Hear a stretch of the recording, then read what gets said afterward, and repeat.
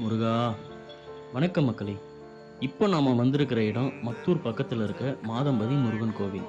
இந்த கோவிலும், இந்த இடமும் எப்பவும் எனக்கு ரொம்ப ஸ்பெஷல் தாங்க. ஏன் அப்டின்னா, நான் சின்ன வயசுலேருந்து பார்த்து வளர்ந்த முருகன் கோவில் இது. இப்போ வரைக்கும் மனசு சரியில்லனாலும் சரி, சந்தோஷமா இருந்தாலும் சரி, தோணும் போதெல்லாம் நான் நெறைய நேரம் வந்த இடம் இதுதான்.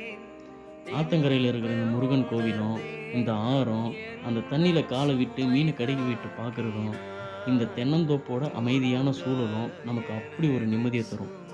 நமக்கு நிம்மதிய தர ஒரு விஷயத்த எப்பவும் நம்ம விடாம பிடிச்சுக்கணும். அப்படிதான் முருகனையும், இந்த இடத்தையும் இப்ப வரைக்கும் நான் விடாம பிடிச்சிருக்கேன். முருகன வேண்டிட்டு, அவர்கிட்ட மனசு விட்டு பேசிட்டு, இந்த ஆத்தங்கரையில வந்து கொஞ்ச நேரம் அமைதியா உட்காந்து பாருங்க.